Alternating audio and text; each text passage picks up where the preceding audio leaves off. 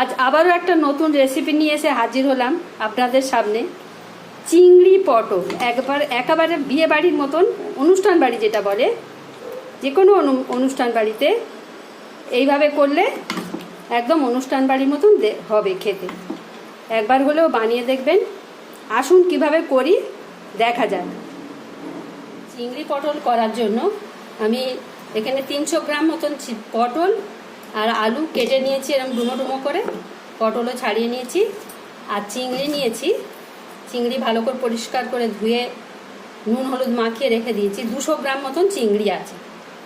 এবার আমি এগুলো আস্তে আস্তে মশলা কী দেবো সেগুলো দেখতে থাকুন। একটা সিক্রেট মশলা আছে এখানে, যেটা দিলে একদম অনুষ্ঠান বাড়ির মতো লাগে।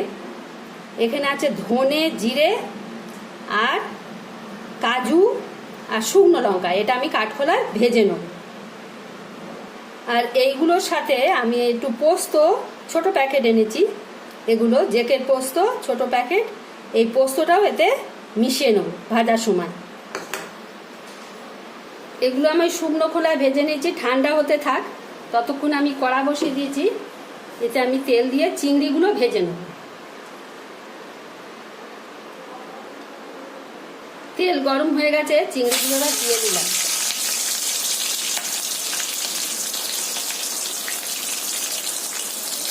চিংড়িগুলো ভাজা হয়ে গেছে, এবার আমি এগুলো তুলে নেব। আর ওই তেলে আমি এবার আর একটু তেল দিয়ে পটলগুলো ভাজবো।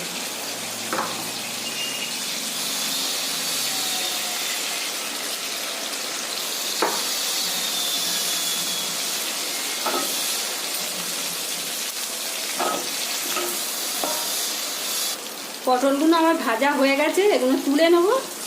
এবার আলুগুলো আমি লাল লাল করে এতে ভেজে নেব। আর আলুটা ভালো করে ভাজলে আলুর স্বাদটা তরকারিতে খুব ভালো হয়, টেস্টটা খুব ভালো আসে। যত আলু ভাজা হয় তত আলুর টেস্টটা ভালো হয়। এবার আমি আলুগুলো ভেজে নেব। আলুগুলো ভাজা হয়ে গেছে, ভালো করে ভেজে নিয়েছি সুন্দর করে লাল লাল করে। এবার আমি এগুলো তুলে নেব।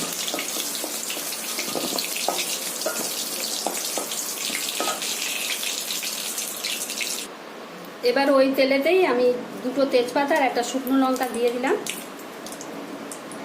দিয়ে পেঁয়াজ দিয়ে দেব।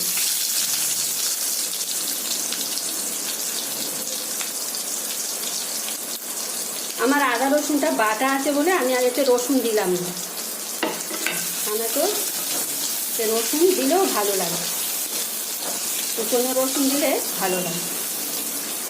এই সময় অল্প একটু নুন দিয়ে দেবো। নুন দিলে পেঁয়াজটা তাড়াতাড়ি নরম হয়ে আসে। আর রং হওয়ার জন্য এই সময় চিনিটা দিয়ে দেবো। চিনিটা এই সময় দিলে চিনি ভাজলে তরকারি রংটা ভালো হয়। এইবার আমি তেলেতে এই আদা রসুন বাটাটা দিয়ে দেবো, দিয়ে ভালো করে নেড়ে এবারে অন্য মশলা সব দেবো।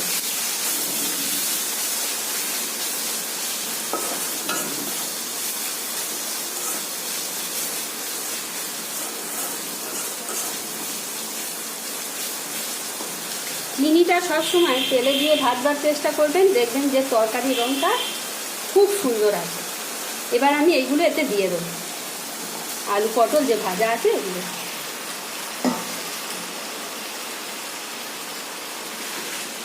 আদা রসুনটা ভাজা ভাজা হয়ে গেছে। এবার আমি এতে জিরে গুঁড়ো, ধনে গুঁড়ো,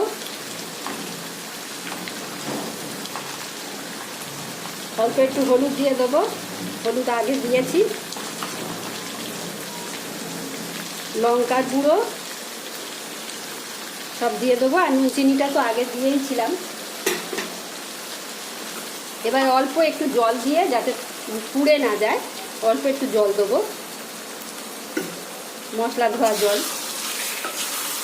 দিয়ে এটাকে ভালো করে কষতে থাকবো।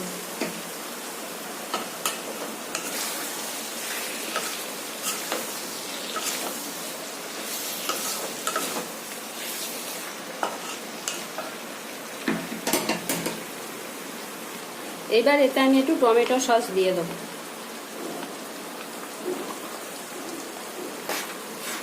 টমেটো থাকলে টমেটো দিতাম, টমেটো নেই, ওই জন্য টমেটো সস দিয়ে দিলাম।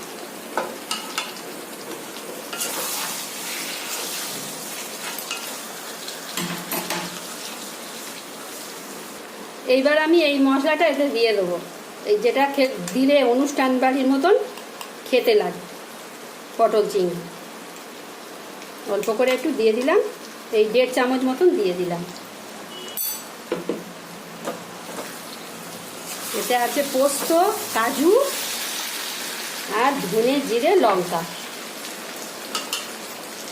ভেজে নিয়ে আমি গুঁড়ো করে দিয়েছি। আবারও একটু কষে নেবো ভালো করে, তারপর জল ঢেলে দেবো। এবার এতে আমি চিংড়িগুলো দিয়ে দেবো, দিয়ে জল ঢেলে দেবো। আমার এটা কষানো হয়ে গেছে, আর একটু জলের দরকার। জল দিয়ে আমি ওপর থেকে একটা ঢাকা দিয়ে দেবো। ঢাকাটা দিয়ে দিলাম। এবার 15 মিনিট মতন ফুটতে দেবো। 15 মিনিট হয়ে গেছে তরকারিটা। এবার আমি দেখে নেব আলু টালু সেদ্ধ হয়েছে কিনা।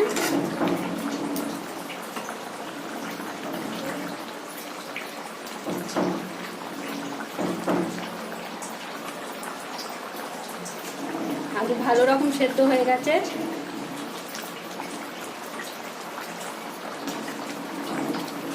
খুব সুন্দরভাবে আলু সেদ্ধ হয়ে গেছে। এবার আমি এটা একটু গরম মশলা আর ঘি দিয়ে নামিয়ে নেব।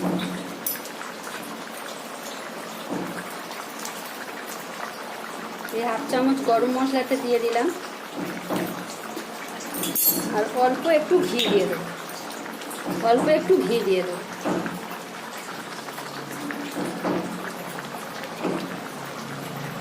দিয়ে এটাকে আমি একটু নেড়ে ঢাকা দিয়ে রেখে দেবো।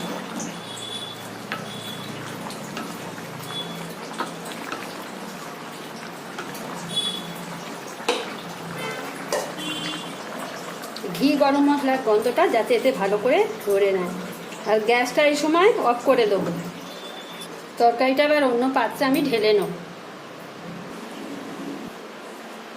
চিংড়ি পটলটা কত সুন্দর হয়েছে দেখুন, সত্যিই একদম অনুষ্ঠান বাড়ির মতন। একবার হলেও একটু বাড়িতে বানিয়ে দেখবেন এইভাবে, খুব ভালো লাগবে। আর যদি ভিডিওটা ভালো লাগে তাহলে আমার জন্য একটু সাবস্ক্রাইব করে দেবেন। নমস্কার।